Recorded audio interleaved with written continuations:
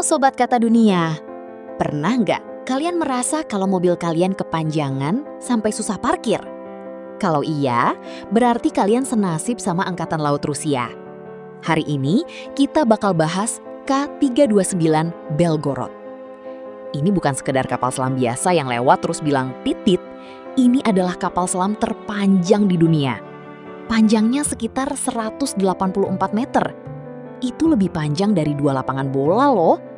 Kalau kapal ini parkir di depan rumah kamu, satu rukun tetangga bakal ketutupan semua. Belgorod ini ibarat anak ajaib yang lahirnya kelamaan. Mulai dibangun tahun 1992, pas zamannya boy band lagi jaya-jayanya, baru resmi bertugas tahun 2022. Bayangkan, butuh 30 tahun buat glow up. Tapi tenang, penantian itu sebanding dengan kengerian. Maksud saya, kecanggihannya. Kenapa sih harus panjang banget? Apa buat jualan martabak di bawah laut? Tentu tidak. Belgorod ini sebenarnya adalah modifikasi dari kelas Oscar II. Rusia memanjangkan badannya supaya bisa membawa mainan-mainan khusus di perutnya. Belgorod ini lebih besar dari kapal selam kelas Ohio milik Amerika. Mungkin insinyur Rusia mikir, gimana kalau kita bikin kapal yang saking panjangnya, moncongnya sudah sampai Amerika, tapi ekornya masih di Rusia? Oke, itu lebay, tapi kalian paham kan maksudnya?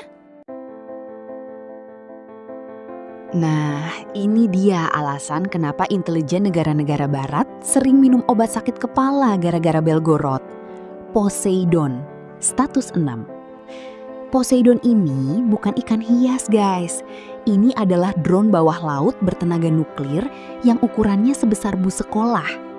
Bayangkan, sebuah torpedo yang punya mesin nuklir sendiri bisa jalan ribuan kilometer dan kalau meledak, boom, bisa bikin tsunami radioaktif setinggi 500 meter.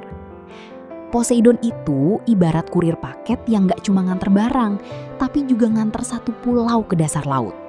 Tapi tenang, kita kan lagi bahas teknologinya yang keren. Poseidon ini didesain buat meluncur diam-diam di kedalaman laut yang gak bisa dijangkau radar biasa. Bener-bener definisi diam-diam menghanyutkan.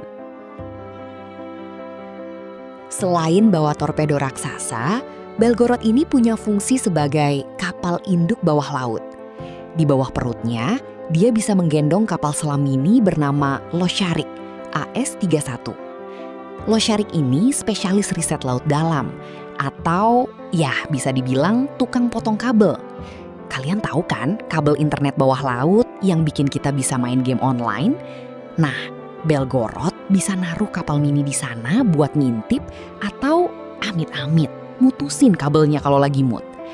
Jadi, kalau tiba-tiba internet kalian lemot pas lagi mabar, jangan langsung marah sama provider. Siapa tahu ada Belgorod lagi lewat di bawah sana. Bercanda ya, jangan serius-serius banget.